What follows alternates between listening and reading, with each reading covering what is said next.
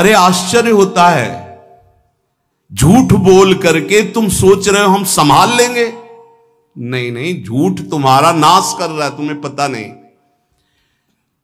जिस जिह्वा से नाम जप कर रहे हो, अगर नाम का विशेष फल प्राप्त करना है, जल्दी फल प्राप्त करना है, आपको दुखों से बचना है, पाप भस्म करना है, तो झूठ बोलना बंद कर दीजिए। क्या बिगड़ जाएगा आपका? सच्ची बोलने में क्या बिगड़ जाएगा? सच्ची बोलना शुरू करोगे, हिम्मत नहीं रह जाएगी पाप करने की।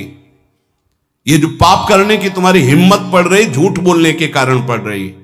नहीं, असत्य संपातक पुंजा, सबसे बड़ा पाप झूठ बोलना। उससे क्या होता है? हर चीज हम छुपाना चाहते, किससे? उस सर्वज्ञ परमात्मा से, गुरुदेव से। नहीं, झूठ नहीं। नाम इसीलिए नहीं चल पा रहा, थोड़ी दिन नाम चलाएंगे छूट जाएगा, क्योंकि आप झूठ बोलते हैं, पापाचरण करते हैं। अगर नाम को चलाना है तो नारायण स्वामी जी कह रहे हैं, पहली बात मौन का आश्रय लीजिए, कम बोलिए, अधिकतर चुप रहना सीखिए, तभी नाम चला पाएंगे। जो कार्य कर रहे हैं आप उस पर ध्यान दें, उस कार्य को एकाग्रता पूर्वक करें, वाणी को मौन रखें, उस वाणी से धीरे धीरे नाम उच्चारण करें। कम से कम 24 घंटे में 4 घंटे मौन का तो सबको अभ्यास कर लेना चाहिए। 24 घंटे में 4 घंटे मौन का। तो ऐसे ऐसे बुद्धिमान हो कहेंगे हम 6 घंटे मौन रहते हैं। कब? बोले जब सोते हैं तब। आप 4 घंटे कह रहे हम 6 घंटे मौन रहते हैं। 24 घंटे में हम 6 घंटे मौन रहते हैं, बहुत बुद्धिमान है। बोले आप 4 घंटे कहते हो, हम 6 घंटे मौन रहते हैं। तो कब आप मौन रहते हैं? बोले जब सोते हैं तो 6 घंटे सोते हैं, मौन ही रहते हैं उस समय। मौन जागृत की कह रहा हूं, 4 घंटे का। नारायण स्वामी के बहुत बड़े महापुरुष हुए, तुम 4 घंटे मौन का अभ्यास करो, ऐसा निकालो 2 घंटे, 2 घंटे करके 24 घंटे में 4 घंटे मौन। उस समय हम किसी से बात नहीं करेंगे, नाम जप करेंगे। कार्य करो, कार्य करने के लिए मना नहीं कर रहे हैं। कम बोलो। आजकल लोग अपनी जीवनी शक्ति को बोलने के द्वारा बहुत नष्ट कर रहे हैं, व्यर्थ की बातें करते रहते हैं। 4 आदमी चल रहे हो, आप पीछे चलिएगा, सुनते, बेमतलब की बातें। नाम जब नहीं होगा वो डिलीट नहीं होंगी, वैसे ही बनी रहेंगी, अगले जन्म के लिए तैयार हो रहा है। इसलिए नाम यदि सिद्ध करना है, नाम का फल लेना है, नाम का आनंद लेना है, तो वृथा भाषण बंद करो, बेकार की बात बंद करो। जितना कम बोलने से काम चल जाए उतना। सामने वाले को बोलने दीजिए, आप बीच में नाम चल रहा है जी, नाम चल रहा है। जब कोई आवश्यक बात हुई, पवित्र शब्द बोल दिया, नहीं चुपचाप सुनो ना। उसको लग रहा है कि आप संभाषण करो, मान लो रिश्तेदार है, नातेदार है, मित्र, अब आप व्यवहार में हैं, आप सीधे ये तो नहीं कह सकते हमसे बात मत करो, नहीं, हाँ बात कीजिए, लेकिन आप कम बोलिए, उसको बोलने दीजिए, आप नाम जप कीजिए, जरूरत भर बात कीजिए। बात में भगवान की चर्चा हो तो कोई बात नहीं, अगर प्रपंच की चर्चा है तो बचने की कोशिश कीजिए।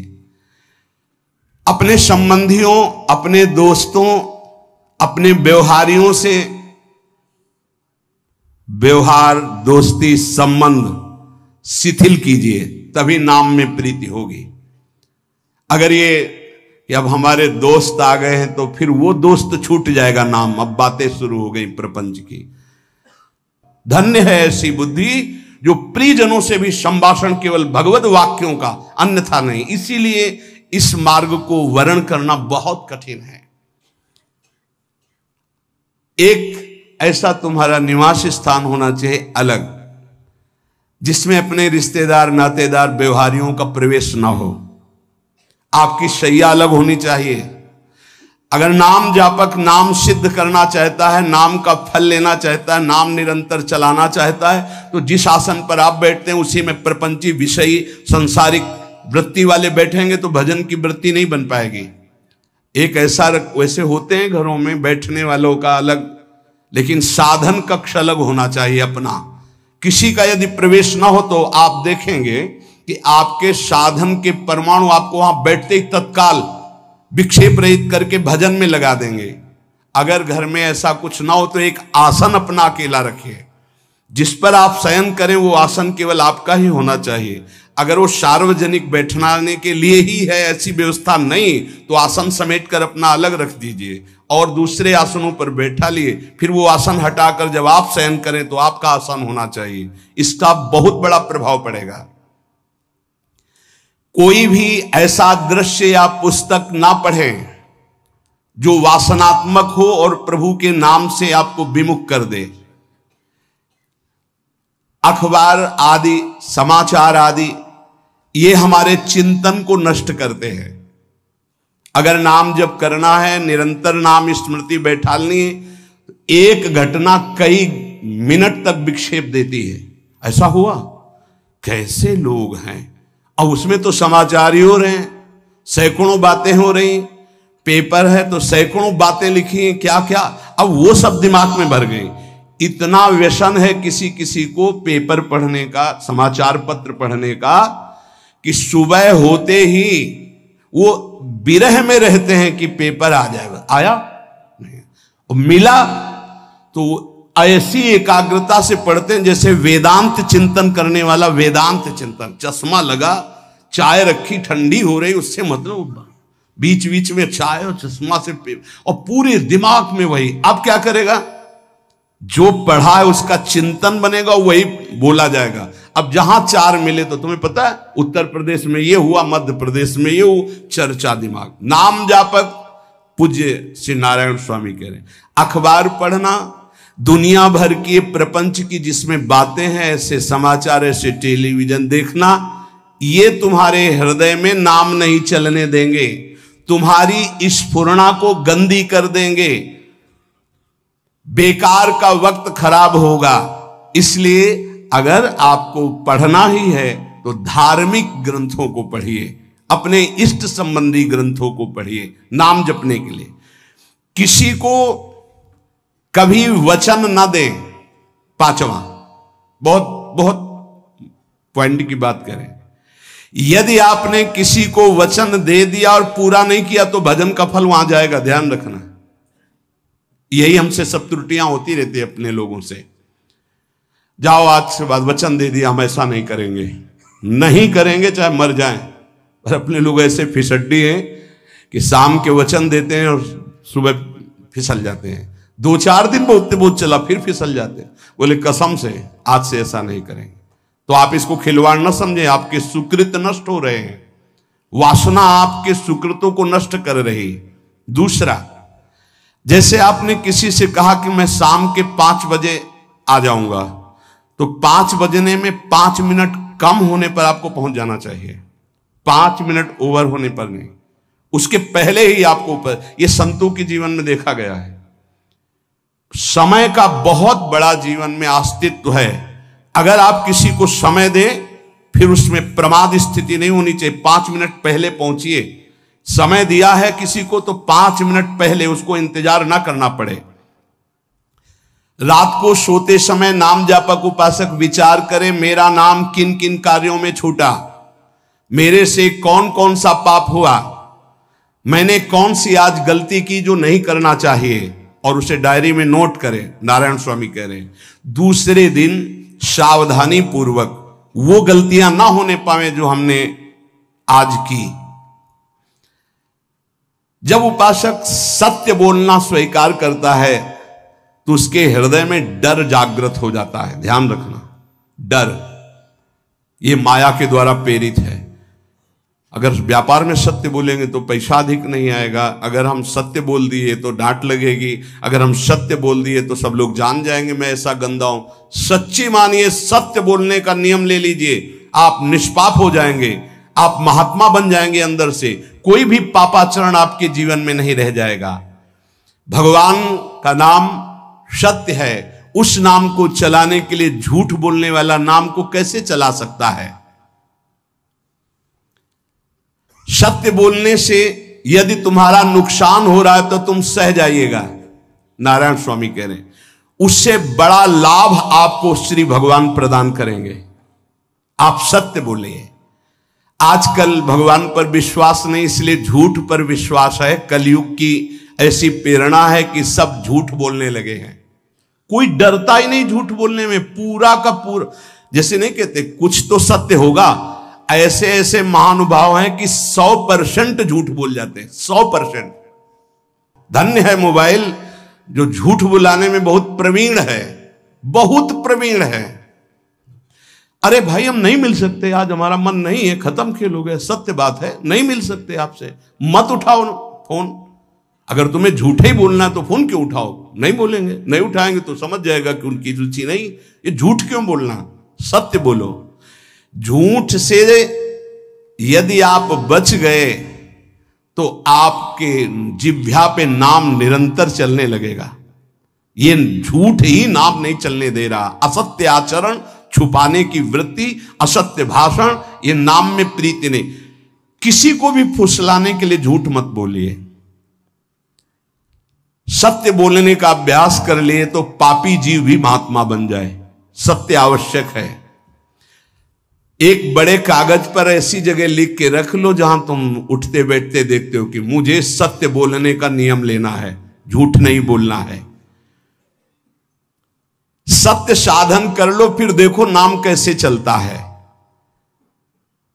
तपस्या, बड़े बड़े पुण्य, बड़े बड़े तीर्थ स्नान उतना पवित्र नहीं करेंगे जितना सत्य बोलने से होगा। पर बहुत कठिन है इस समय सत्य बोलना। मतलब बात बात पे असत्य का ही वर्ताव हो रहा है, असत्य का अच्छा, ये कोई संसारी आदमी में नहीं, कुछ ऐसे होंगे जो सत्य की वार्ता करते नहीं। प्रायः क्या जाता है, झूठ बोलने में बोल दिया और सामने वाला राजी हो गया, हम निकल गए। लेकिन सत्य ना होने के कारण आप में सत्य आचरण, सत्य स्वरूप भगवान का नाम, भगवान को कहा गया सत्य नारायण, वो नाम नहीं चलेगा। भजन करने का पहला साधन है सत्य बोलना, जबान से सत्य बोला जाए। और भजन की संख्या प्रारंभ में जरूर लेनी चाहिए। यदि 10 माला का नियम लिया, 20 माला का नियम लिया, तो उसे निर्वाह करो। जैसे यहां शरणागति मंत्र मिलता है तो 11 माला प्रारंभ में दी जाती कि आपको करना ही है, ज्यादा हो जाए वो ठीक, 11 से कम वो कभी जीवन में नहीं। अपने जीवन में गुरु आज्ञा 11 माला तो करनी है, हर समय करना है। पर ये मन थोड़े दिन तो नियम में चलेगा, इसके बाद छोड़ देगा। दीक्षा तब लेनी चाहिए जब गुरु आज्ञा पे चलने की हिम्मत हो, नहीं तो ऐसे ही नाम जपो करो। जब नियम मिल गया 11 माला तो चाहे प्राण निकल जाए, हमको 11 माला पूरे करने, प्राण निकलने तक गुरु आज्ञा का पालन करना है। यदि आप नाम जप अधिक मात्रा में नहीं करेंगे तो जो आपको नाम मिला है उसका फल आपको अनुभव में नहीं आएगा। क्यों? क्योंकि नाम का हिस्सेदारी होती, भजन की हिस्सेदारी होती। जैसे किसी ने प्रणाम किया, वो भजन लिया। गृहस्थी को इसीलिए मना किया कि रास्ते में परिक्रमा मार्ग में हलवा पूड़ी ये सब बट रहा है, हाथ मत फैलाओ। वो दान कर रहा है, सुकृत कर रहा है, और कोई दूसरे ले विरक्त आदि। आप अपने भूख मिटाने के लिए 4 रुपया के चना लेके भले पालो, लेकिन दूसरे के द्वारा दिया हुआ हलवा मत पाओ। यहां धाम आए हो, भगवत कमाई करने आए हो, यहां नाम जप करो, कष्ट सहकर परिक्रमा दो। हो सके 4 रुपए की वस्तु लेकर के आप पशु पक्षियों को पवा दो, किसी एक का पेट भर, तुम मत पाओ दूसरे का। तुम चाहो तो उपवास कर सकते हो, या प्राण पोषण के लिए रूखा सूखा थोड़ा खा लो। ये दूसरे के आराम से धाम में हम आए 2-4 दिन खूब खाए पिए नहीं, भागीदारी हो जाएगी तुम्हारे पुण्यों की। वहां ऐसे फ्री नहीं है कुछ। भजन का भागीदार राजा भी होता है, जिसके राज्य में रह रहे हैं। जो अन्न देता है वो भजन का, जो वस्त्र देता है वो भजन। इसीलिए गृहस्थ को कहीं कुछ भी स्वीकार नहीं करना चाहिए, ये बहुत ध्यान रखें। अगर आप कहीं तीर्थ साधु आश्रम कहीं जाते हैं, कोशिश कीजिए कि किसी से सेवा ना ले, और अगर सेवा ले तो उसके अनुसार फिर अर्थ दे दे। अगर आपने वहां भोजन पाया, पान पाया, तो उसके अनुसार सोच ले कि अगर हम इतना खरीदते तो कितने का मिलता, वो दे दिया तो आपका भजन बच गया। कभी आपको कोई प्रणाम नमस्कार करे, तत्काल बराबर प्रणाम करो। किसी को अपना भजन का हिस्सेदारी नहीं, सबका मंगल हो। ये भजन जितना बढ़ेगा तो आपको भगवदाकार कर देगा। दिन रात 24 घंटे में 21,600 श्वास चलती है। 21,600 श्वास में 6 घंटा तो सोने के चले जाते, उस समय तो चेतना नहीं रहती। अब हमको अगर 21,600 नाम हमको जपने को मिल जाए तो हमारी हर श्वास सार्थक हो जाए। जो हम 5-6 घंटा सोते हैं उसमें जिनका अभ्यास है तो बात अलग है, नहीं तो वो व्यर्थ जाती है। तो हमें एक श्वास में कई नाम जपने का अभ्यास करना चाहिए, जिससे 200 माला फेरने पर ये 21,600 श्वासों की गणना पूरी होती है। अगर हम 200 माला का नियम ले तो इतना हो सकता है। तो हमें लगता है अगर हर समय माला नहीं ले सकते तो श्वास वाली माला बहुत अच्छी रहती है। श्वास में 4 बार खींचो, 4 बार नाम लेते हुए छोड़ो। दूसरा साधन, एक छोटी माला ले ले, जो आजकल तो काउंटर चला है।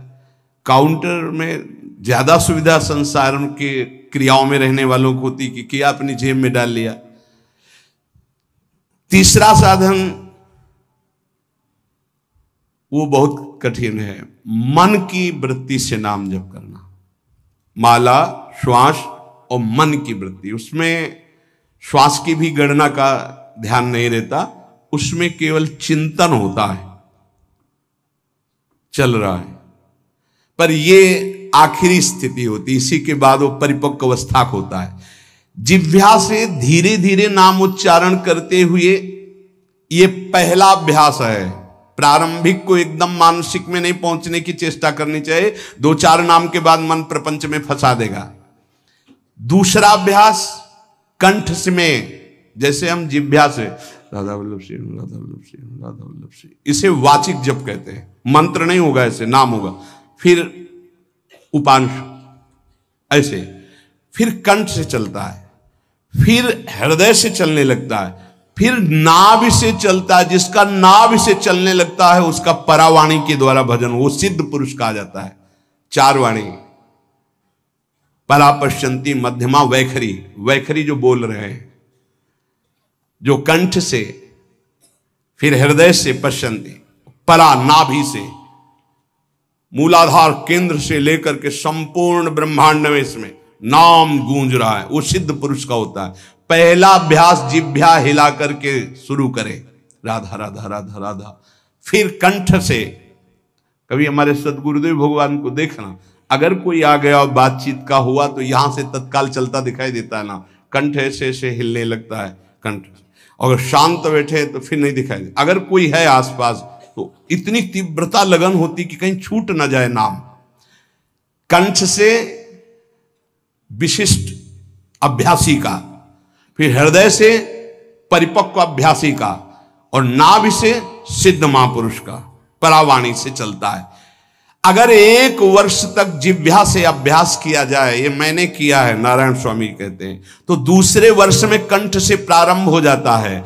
2 वर्ष कंठ से चले तो अगला हृदय से प्रारंभ हो जाता है, और हृदय से 3 वर्ष चले तो फिर नाभि से 7 वर्ष में नाम सिद्ध हो जाएगा। अगर नियम पूर्वक झूठ ना बोले, सत्य आचरण करे, ऐसे नाम जप करे।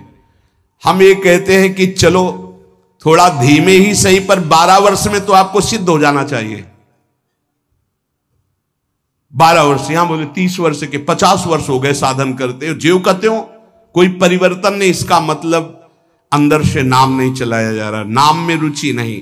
12 वर्ष में तो भगवत साक्षात्कार करके जागृत स्वप्न सुषुप्ति अवस्था पर विजय प्राप्त कर लेता है साधक। ऐसा ही स्वामी जी ने किया। नारायण नारायण नारायण नारायण नारायण, ऐसी सिद्धावस्था हो गई थी। एक टाट की लंगोटी, एक रस्सी कमर में, बस। बड़े ही उच्च कोट और बहुत बड़े अरब खरबपति घर के बालक थे।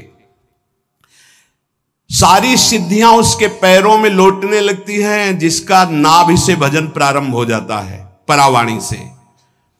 अजपा जाप उसे ही कहते हैं जो नाभि से होता है।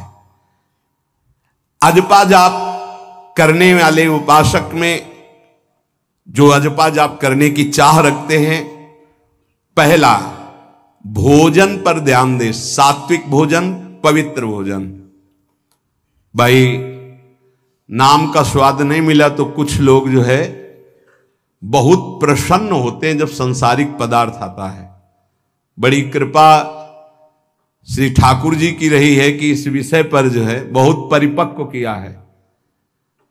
रोटी नहीं मिली, ये रबड़ी रसगुल्ला की तो बात जाने दो। गंगा का किनारा, गांव में जाना नहीं, जो आकाश वृत्ति से वो आ जाए वही। आप लोगों को तो रोटी तो मिल रही है।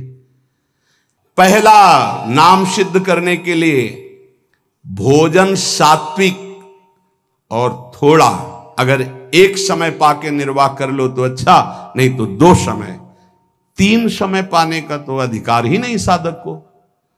भगवान की बड़ी कृपा है, जब भूख थी तब था नहीं, और जब है तो भोजन नहीं पा सकते। वो बड़ा लीला बिहारी है। जब भूख थी तब भोजन नहीं, और जब भोजन है तो नियम कानून इसके लग गए हैं, ये इतना इतना। दूसरा, पहला भोजन पर पवित्र। देखो नाम जप के लिए बहुत आवश्यक है, यही जीवन है कि अगर आप नाम जप करने लगे तो हमारा बोलना, हमारा जीना सार्थक हो जाएगा। अगर नाम जप आपको करना है तो पवित्र भोजन होना चाहिए। 2 टाइम भोजन पाना है तो थोड़ा थोड़ा पाओ, पेट ना भरने पाए, ऐसा ना लगने की वजन बढ़ गया है। वजन बढ़ गया है तो भजन घट गया है, वजन घट गया है तो भजन बढ़ गया है। देखो तुम्हारे संसारिक संबंधी माता पिता चाहेंगे कि तुम्हारा चिकना शरीर होना चाहिए, हष्ट पुष्ट होना चाहिए, लेकिन हम चाहेंगे कि तुम्हारा भजन पुष्ट होना चाहिए, भगवदाकार वृत्ति होना चाहिए। शरीर तो आज है, कल नहीं रहेगा, चाहे जितना चिकना कर लो। संसारिक माता पिता के प्यार में और गुरु के प्यार में यही अंतर है। वो आपके स्वरूप को पुष्ट करेगा तो शरीर तो अपने आप, मन प्रसन्न है तो वो स्वस्थ है, अस्वस्थ होने पर भी स्वस्थ है। अगर शरीर स्वस्थ है और काम वासना है, नाना प्रकार की चिंताएं, ये थोड़ी माता पिता दूर कर पाएंगे। वो तो तपस्या और साधना से ही दूर होती है, ध्यान रख लीजिए। अधिक भोजन पाना, शरीर को बहुत पुष्ट बलवान कर लेना, तो हर इंद्रियों को भोग देना पड़ेगा आपको। वो कोई तपस्वी होता है, जो तपस्वी होता है वो संयमी होता है, जो संयमी होता है उसके चर्बी नहीं होती, ध्यान रखना। युक्ताहार विहार से, प्राण पोषण के लिए केवल शरीर में अन्न जाए तब नाम में प्रीति होगी। खाते खाते अनेकों जन्म व्यतीत हो गए, वर्षों व्यतीत हो गए, अरे अब तो भजन कर लो, कहां तक खाओगे? ये नरक कुंड है, डाला विष्ठा बन गया। नींद, एक नियम बना लो कि इतना ही सोना है। पता नहीं सोने में कौन सा सुख, नींद में केवल एक बात का सुख होता है, आपका संसार का चिंतन नहीं होता, तो आप जो शांत रहते हैं वो सुख होता है, लेकिन वो तमोगुणी सुख है। अगर आप जागृत में संसार का चिंतन न होने दें और भगवत चिंतन कर रहे हैं तो आप महापुरुष हो जाएंगे। सो सो के जीवन क्यों बर्बाद करते हैं? एक टाइम रखिए सोने का, बस। ये कोई तुम्हारा सुख नहीं है, ये तमोगुणी सुख है। निद्रा आलस्य प्रमादोत्तम तत्तामस मुदाहृतम। और एक बात समझ लो, यद तज्ञे विस्मि परिणामे अमृतोपमम, जिसमें विष जैसा शुरुआत में लगता है उसका परिणाम अमृत होता है, और जिसकी शुरुआत अमृत जैसी लगती है उसका परिणाम विष होता है। प्रातःकालीन उठ करके सत्संग में आना विष जैसा लगता है, लेकिन उठ के आ रहे हो तो इसका फल अमृत होगा। ब्रह्म मुहूर्त में सो रहे हैं, जीवन बर्बाद कर रहे हैं, अरे ब्रह्म मुहूर्त में उठिए, स्नान कीजिए और सच्चिदानंद भगवान में चित्त को जोड़िए। ये विष जैसा लगता है, परिणाम अमृत जैसा होता है। तीसरा, 24 घंटे में 1 घंटे का तो एकांतवास करना सीख ही लो, चाहे गृहस्थ हो चाहे कोई भी हो।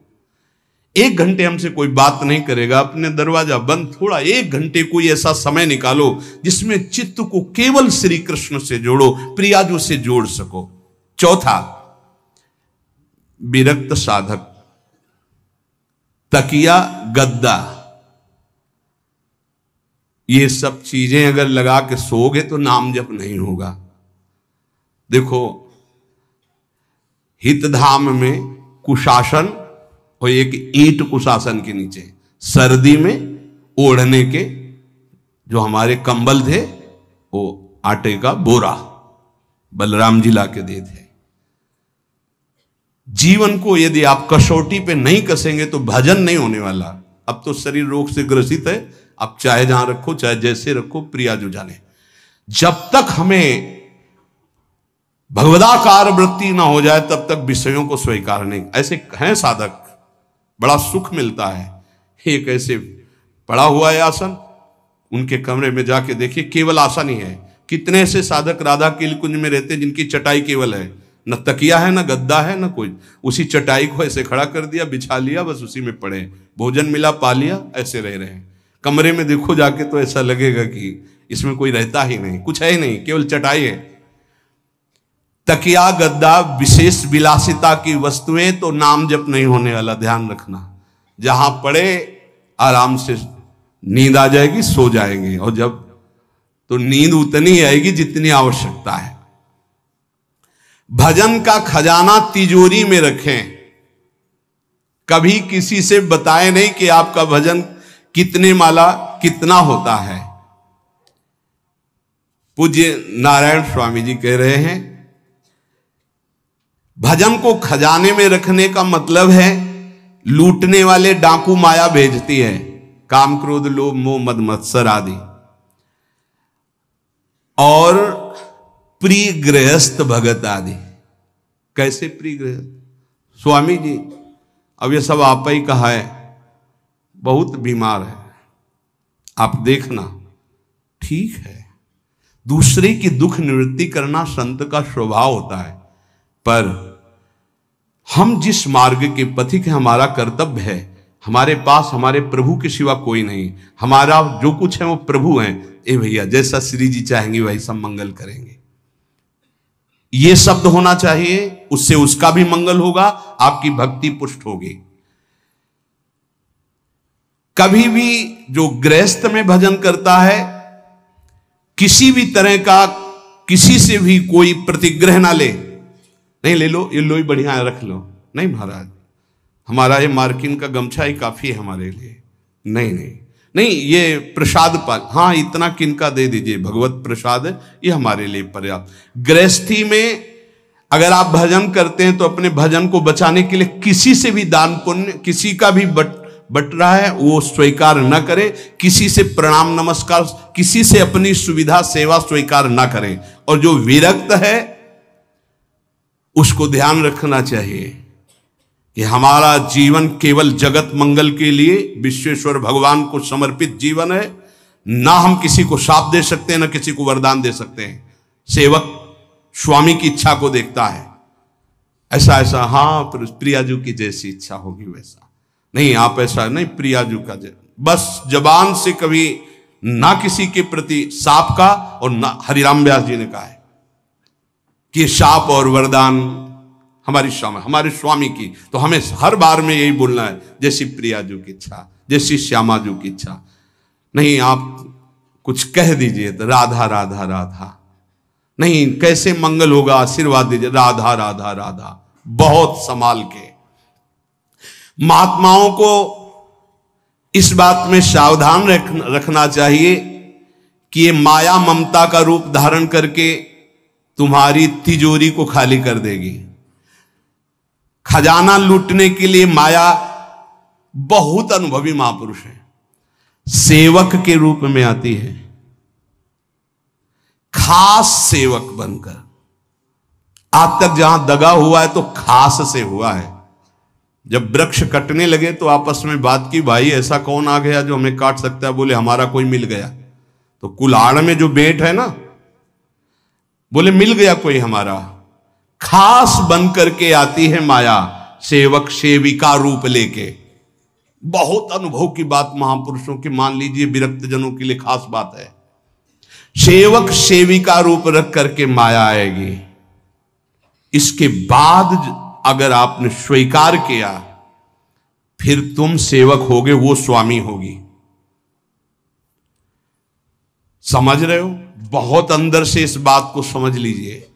अगर आपको भगवत प्राप्ति करनी है तो जब तक शरीर में श्वास रहे, सेवा मत स्वीकार करना किसी की। कपड़ा धुलाना, खाना पीना, भीख मांग के खाओ, भिक्षा अन्न, या आकाशवृत्ति से जियो। जैसे मना, ना कपड़ा धो पाओ तो उतने पहनो जितना धो पाओ। किसी को अपनी सेवा में प्रवेश मत होने दो। अपने शरीर की सेवा, अपने जीवन की सेवा जब तक श्वास है तब तक स्वयं करो, नहीं तो तब लग जोगी जगत गुरु, जब लग रहे निराश, जब आशा मन में भई, जब गुरु और जोगी दास। इसलिए होश में परमार्थ के पथिक को कभी किसी की सेवा नहीं लेनी चाहिए, कभी किसी को सेवक नहीं बनाना चाहिए। भगवत भाव से नेकी कर दरिया में डाल, उपदेश दे दिया चल अपने मार्ग में। जीवन की ये बात हमारी अनुभव की मान लीजिए। अगर निर्विघ्न पंथ निर्वाह करना है तो कभी किसी को यहां सेवक न बनाया जाए। सेवक सेविका के रूप में स्वीकार करने वाले साधु का हृदय आग की तरह जलने लगता है। जो जिंदगी भर निश्चिंत और निर्भय रहा, उसे भयभीत और चिंतायुक्त होना पड़ता है।